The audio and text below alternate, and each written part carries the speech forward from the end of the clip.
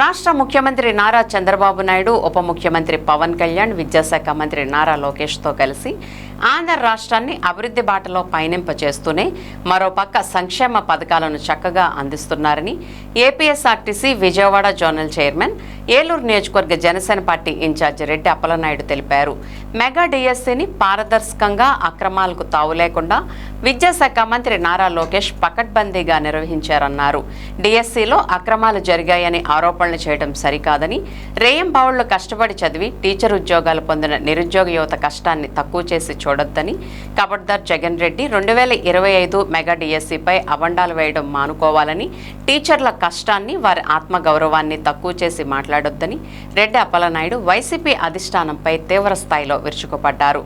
సోమవారం జనసేన పార్టీ కార్యాలయంలో ఏర్పాటు చేసిన విలేకరుల సమావేశంలో ఆయన మాట్లాడుతూ, చట్టానికి లోబడి ప్రజాస్వామ్యబద్ధంగా నిరసనలు, ఆందోళనలు చేసుకునే హక్కు అందరికీ ఉంటుంది, కానీ చట్ట వ్యతిరేకంగా వ్యవహరిస్తే మాత్రం కూటమి ప్రభుత్వం ఉపేక్షించేది లేదన్నారు.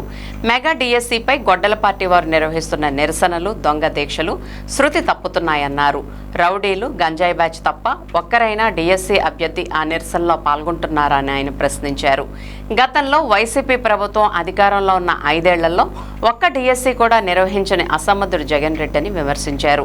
మీడియా సమావేశంలో నగర అధ్యక్షులు వీరంకి పండు, గౌరవ అధ్యక్షులు నగిరెడ్డి కాశీ నరేష్, నాయకులు రెడ్డి గౌరీశంకర్, సరిది రాజేష్, ఎట్రించి ధర్మేంద్ర, బెజవాడ నాగభూషణం కుమార్, పైడి లక్ష్మణరావు, బోండా రామునాయుడు, జనసేన రవి, ములికి శ్రీనివాస్, వాసా సాయి తదితరులు పాల్గొన్నారు. ఈరోజు రాష్ట్రంలో సుపరిపాలన కొనసాగుతూ ఉంటే కూటమి ప్రభుత్వం వచ్చిన తర్వాత ఆంధ్రప్రదేశ్లో ప్రజలందరూ కూడా చాలా సంతోషంతో ప్రశాంతమైనటువంటి వాతావరణంలో ప్రజలందరూ కూడా స్వేచ్ఛగా జీవిస్తున్నటువంటి తరుణంలో ఈ రాష్ట్రంలో పరిపాలన కొనసాగకూడదన్నటువంటి ఒక లక్ష్యం పెట్టుకొని వైఎస్ఆర్సీపీ పార్టీ జగన్మోహన్ రెడ్డి గారి యొక్క డైరెక్షన్లో రాష్ట్రంలో ఎక్కడా కూడా పరిపాలన సక్రమంగా సాగకూడదు, అల్లకుల్లాలు జరగాలి, ప్రశాంతమైనటువంటి పరిపాలన అడ్మినిస్ట్రేషన్ ప్రజలకు అందకూడదు అనేటువంటి ఆలోచనతోనే ఈరోజున రాష్ట్రంలో వైఎస్ఆర్ పార్టీ అనేకమైనటువంటి ఆరోపణలు చేస్తూ, గుడ్డు ఆరోపణలు చేస్తూ, ఒకవైపున 16,000 మందికి ఉపాధ్యాయులుగా పోస్టింగ్ ఇచ్చి వాళ్ళు ఉద్యోగాలు చేసుకుంటూ ఉంటే, అదేవిధంగా ఈ రోజున అన్ని రంగాల్లో అభివృద్ధి సాధిస్తూ ఉంటే, ఒకవైపున నూతన ఇండస్ట్రీ వస్తూ ఉంటే, ఉద్యోగ అవకాశాలు వస్తూ ఉంటే, ప్రజలకి మౌలిక వసతులు కల్పించే దిశగా రోడ్లు, డ్రైనేజీ, మరి అన్ని రకాలైనటువంటి సౌకర్యాలు కల్పిస్తున్నటువంటి ప్రభుత్వం పైన దుష్ప్రచారం చేస్తూ లాండ్ ఆర్డర్ ప్రాబ్లం సృష్టించాలి, పరిపాలన రంగం అనేది కుంటుపడాలి, ప్రజలకు ఎక్కడా కూడా సౌకర్యం కలగకూడదు, ప్రజలకు ఎక్కడా కూడా అభివృద్ధి సంక్షేమ ఫలాలు అందకూడదు, ఈ యొక్క ప్రభుత్వాన్ని డిస్టర్బ్ చేయాలి, ప్రజల యొక్క మైండ్ సెట్ మార్చాలనేటువంటి ఆలోచనతోనే ఈరోజున వైఎస్ఆర్ పార్టీ కుట్ర చేస్తూ ఉంది.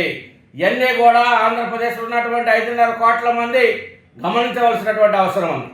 ఈ రోజున ఉపాధి కల్పిస్తున్నటువంటి పరిస్థితుల్లో ఒకవైపున డిఎస్సీ మీద కోర్టులో వేస్తే కోర్టులో పిటిషన్లన్నీ కూడా ఆ హైకోర్టు డిస్మిస్ చేసినటువంటి పరిస్థితుల్లో, మీ దగ్గర ఏ రకమైనటువంటి ఆధారాలు లేవు అని తిరస్కరించినటువంటి పరిస్థితుల్లో, సక్రమైనటువంటి మార్గంలో పోస్టింగ్ ఇచ్చారన్నటువంటి చెప్పినప్పుడు కూడా ఈ రాష్ట్రంలో పరిపాలన కొనసాగకూడదు, ఈ రాష్ట్రంలో కూటమి ప్రభుత్వం పైన ఏదో రకమైనటువంటి బురద జల్లాలనేటువంటి ఆలోచనతోనే ఈ రోజున వైఎస్ఆర్ పార్టీ జగన్మోహన్ రెడ్డి గారి యొక్క కుట్ర చేస్తూ ఉన్నారు.